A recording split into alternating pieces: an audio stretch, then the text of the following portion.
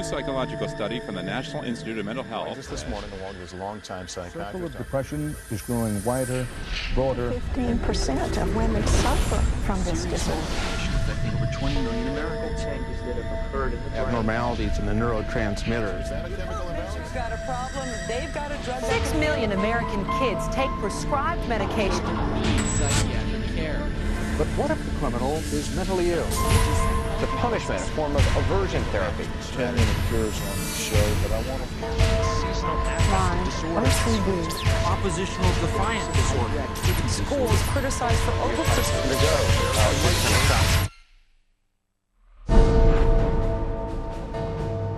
Everywhere you look, there it is. Think psychiatry has nothing to do with you? Think again. The whole field of psychiatry has gotten into every facet of your life. They basically believe that everyone is mentally ill. You smoke too much, it's a disease. You're too unhappy, it's a disease. You're too thin, it's a disease. You're too fat, it's a disease. Where are these coming from? These are coming from the minds of psychiatrists that are dreaming these things up, writing papers and getting published with their names on it, creating these new diseases. First he said that I had ADD.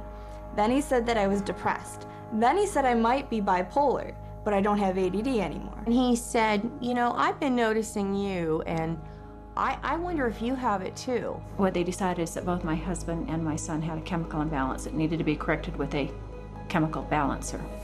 There is not one shred of credible evidence that any respectable scientist would consider valid, demonstrating that anything that psychiatrists call mental illness are brain diseases or biochemical imbalances. It's all fraud. There's no reliability of diagnosis, and there is no science. It's just pseudoscience. It's pretend science. This is one of the most open secrets in all of America in the psychiatric field, that nothing is being done that's legitimate, and they're billing for it.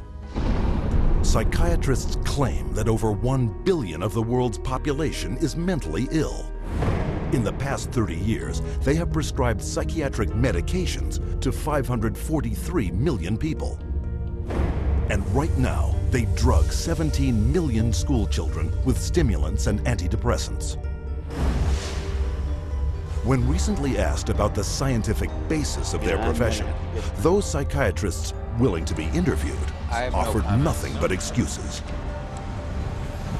Psychiatric illness is not really illness. How do you evaluate if someone is cured or sick? Cure is certainly something we look forward to. We had no earthly idea how to accomplish. We're not good at causes. We don't know what causes mental illness. But that hasn't stopped them from pronouncing themselves mental health experts and treating people against their will. And the results? This psychiatrist, man who's supposed to work to heal people, has done nothing but destroy this man's life, and in destroying his life, destroying the lives of all of his loved ones. Excuse me.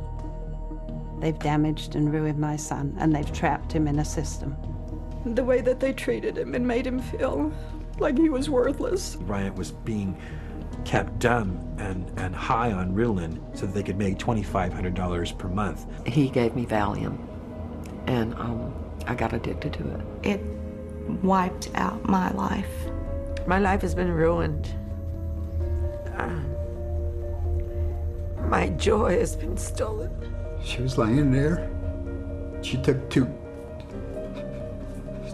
gasps of air and died right there in front of me. It is really tragic. It's awful. And it's being done for money. That's why it's being done. Oh, it's got to be in the billions. I don't know the exact number, but it's got to be in the billions. It's just unbelievable. This is so big that it boggles the mind. Take the human tragedy you have just seen and multiply it by the millions.